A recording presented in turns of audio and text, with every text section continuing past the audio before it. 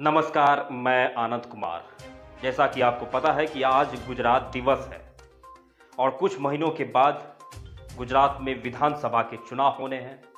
इस लिहाज से गुजरात में लगातार कई नेता पहुंच रहे हैं गुजरात की राजनीति को साधने के लिए, क्योंकि गुजरात का विधानसभा चुनाव 2024 की राजनीति का पूरा खेल बनाएगा और वहीं से खेल बिगाड़ेगा।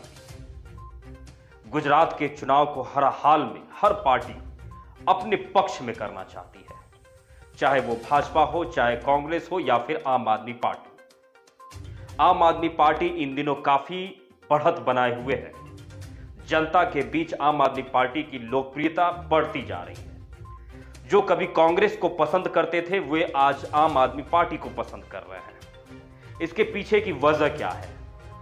क्योंकि सीधे तौर पर यदि देखा जाए तो आम आदमी पार्टी जो है वो भाजपा को सीधे तौर पर टक्कर दे रही है और विपक्ष की जो भूमिका है वह बखूबी तरीके से निभा रही है। शायद यही वजह है कि जो वोटर कभी कांग्रेस को पसंद किया करते थे, आज वो आम आदमी पार्टी को पसंद कर रहे हैं। दिल्ली के बाद पंजाब और फिर बारी है अब गुजरात की। गुजरात का विधानसभा चुनाव यह तस्वीर तय करेगा कि आने वाले लोकसभा के चुनाव में आम आदमी पार्टी कहां खड़ी हो पाती है। आज अरविंद केजरीवाल गुजरात के दौरे पर गए। गुजरात दिवस का मौका था। आदिवासी समाज के बीच उन्होंने अपनी जनसभा को संबोधित किया। काफी भारी संख्या में वहां पर उनकी जनसभा में लोग भी आए हुए थे।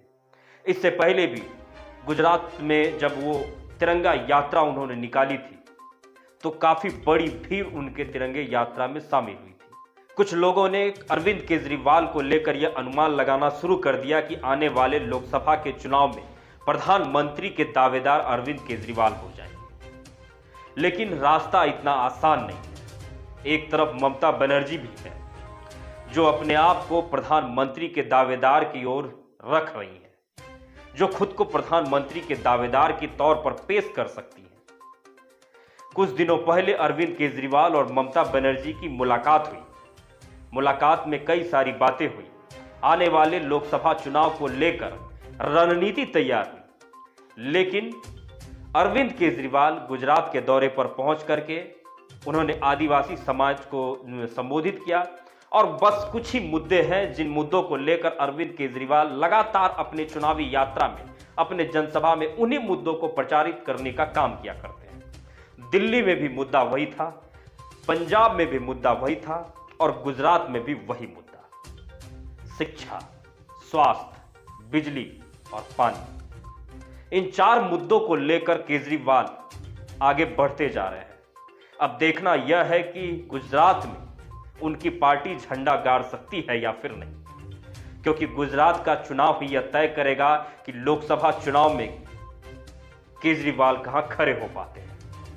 गुजरात का ही चुनाव यह तय करेगा कि एक ओर प्रधानमंत्री जब खड़े रहेंगे तो क्या दूसरी ओर केजरीवाल खड़े हो सकते हैं, विपक्ष की भूमिका निभा सकते हैं। असमंजस की स्थिति तो बनेगी, क्योंकि दूर दूर तक यदि देखा जाए तो प्रधानमंत्री यानी भाजपा को टक्कर देती हुई कोई पार्टी नजर नहीं आ रही। आपको बता दें कि इस साल के अंत में 2 राज्यों में चुनाव होने हैं और फिर 2023 में 9 राज्यों में चुनाव होने हैं।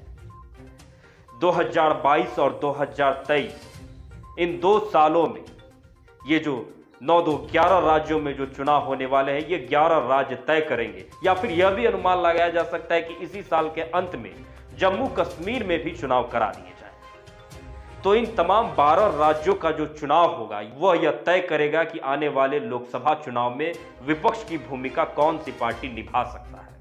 क्योंकि यदि हम कांग्रेस की बात करें तो राज्य दर राज्य कांग्रेस चुनाव हारती जा रही है। केवल 2 राज्यों में कांग्रेस की सरकार है, 2 राज्यों में गठबंधन के तौर पर सरकार में कांग्रेस शामिल है।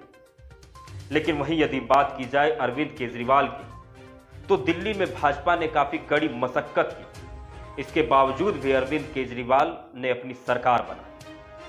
और यदि हम बात करें पंजाब की, तो पंजाब का तो बात ही कुछ अलग था।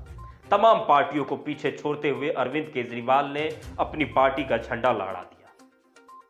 ऐसा लगा कि आगे पीछे कोई पार्टी थी ही नहीं। सिर्फ और सिर्फ केजरीवाल की हवा चली और केजरीवाल के मुख्यमंत्री भगवत मान पंजाब के मुख्यमंत्री के तौर पर काबिज हो गए।